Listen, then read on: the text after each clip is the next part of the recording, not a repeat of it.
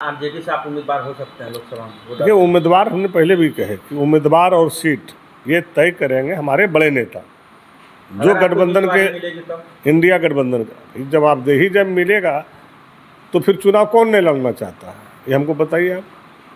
आज जो हम खेती कर रहे हैं चुनाव लड़ने के लिए ही ना कर रहे हैं, लेकिन इतना जरूर बता दिए कि जो जवाबदेही मिला, आप देखें कि प्रदीप यादव से मेरी बराबर लड़ाई रहता था, लेकिन गठबंधन से जब जेवीएम से उनको टिकट दिया तो हम मजबूती से उनको साथ दिए। कहीं उनको जरा सा भी जो है ये नहीं भनक होने दिए कि आपको कि बीजेपी के गढ़ में घुस घुस कर करके जो है हम लोगों ने दिए।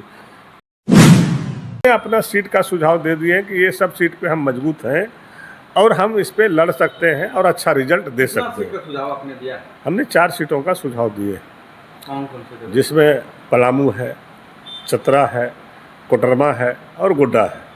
चूँकि गोड्डा में सुझाव इसलिए कर दिए कि 3 बार लगातार कांग्रेस आई यहाँ हार चुका है, और जिस तरह से यहाँ की परिस्थिति बना हुआ है उस परिस्थिति में लोग एक नया चेहरा चाहता है।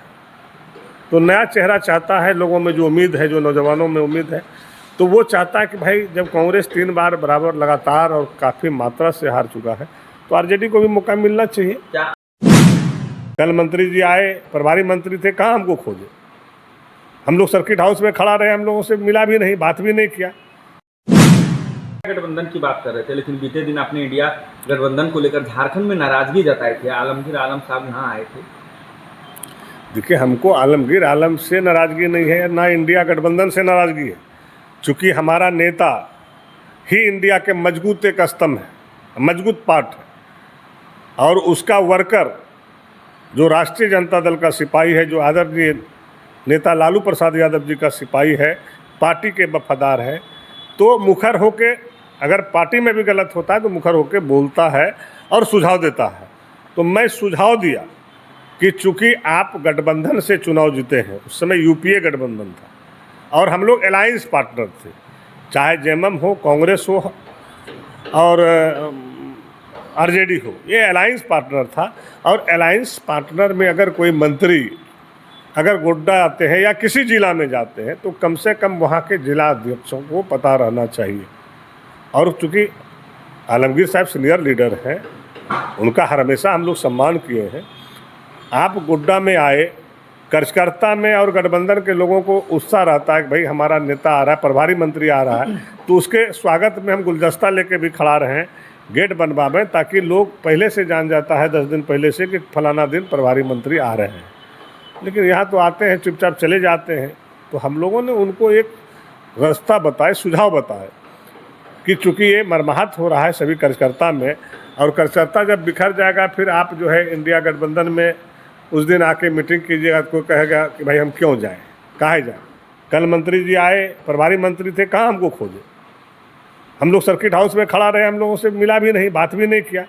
तो जो कार्यकर्ता की भावना आया, जेएमएम का और आरजेडी का और कांग्रेस का भी, जो लोग वहाँ पे चर्चा कर रहा था, उस चीज़ों को हमने बताने का काम किया कि नहीं, आप जाइए, आप अपनी पार्टी का मीटिंग कीजिए, आप स्वतंत्र हैं, लेकिन आप इंडिया गठबंधन के एक मजबूत स्तंभ हैं, पुराना लीडर हैं, आप सारे चीज़ को जानते हैं। तो पहले जो गठबंधन के लोग यहाँ खड़ा थे उनसे भी आप 10 मिनट 20 मिनट बात कर लेते, उनकी भी समस्या को सुन लेते, फिर आप अपने पार्टी का काम करते।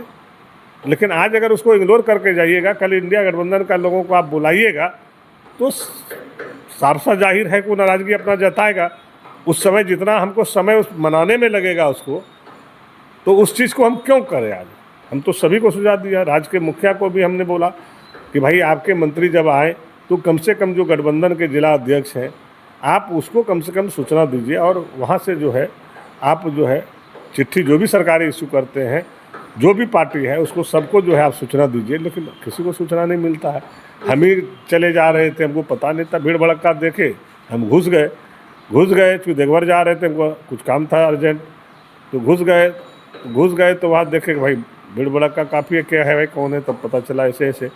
तो वहाँ जो कार्यकर्ता में जो मर्मरिंग हो रहा था, जो बातें आ रहा था, उस मर्मरिंग को कोई चूँकि स्पष्ट नहीं कर पाता, और हमको लगा कि नहीं इसको स्पष्ट करना चाहिए, इससे आए दिन हम लोग को नुकसान हो सकता है।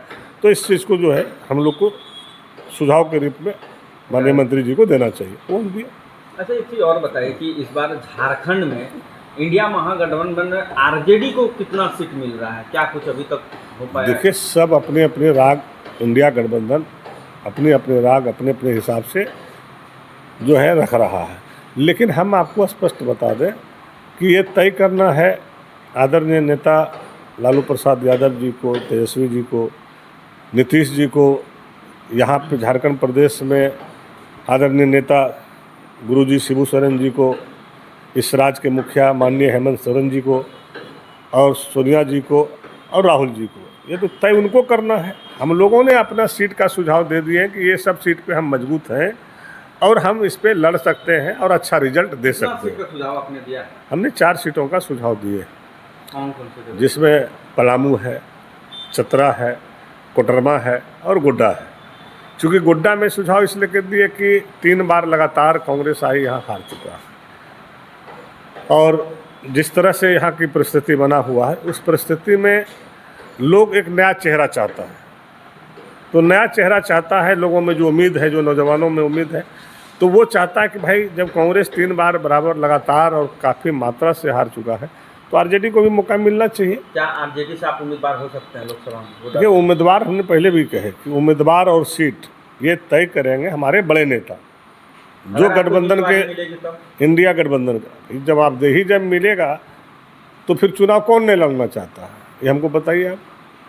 आज जो हम खेती कर रहे हैं चुनाव लड़ने के लिए ही ना कर रहे हैं, लेकिन इतना ज़रूर बता दिए कि जो जवाबदेही मिला, आप देखें कि प्रदीप यादव से मेरी बराबर लड़ाई रहता था, लेकिन गठबंधन से जब जेबीएम से उनको टिकट दिया तो हम मजबूती से उनको साथ दिए। कहीं उनको ज़रा सा भी जो है ये नहीं भनक होने दिए कि आपको कि बीजेपी के गढ़ में घुस घुस कर करके जो है हम लोगों ने दिए। लेकिन अब नहीं जीत पाए, अब क्या कारण था, नहीं था, चूँकि वो आप लोग भी जानते हैं, इसलिए करके हम लोग गद्दार नहीं है, ना हमारा नेता गद्दार है। हमारा नेता का साफ आदेश जब हो जाता है तो हम लोग कुछ नहीं देखते हैं। ये घर की लड़ाई नहीं है, ये देश की लड़ाई है, जनता के हित की लड़ाई है। इसलिए कि जब नेता का फरमान जारी हो जाता है, हमारे आदरणीय लालू प्रसाद यादव जी का और तेजस्वी जी का, आज के डेट में जो भी फरमान जारी होता है हम लोग ईमानदारी से मदद करते हैं, वहाँ पे कोई छल और धोखाबाजी नहीं करते हैं।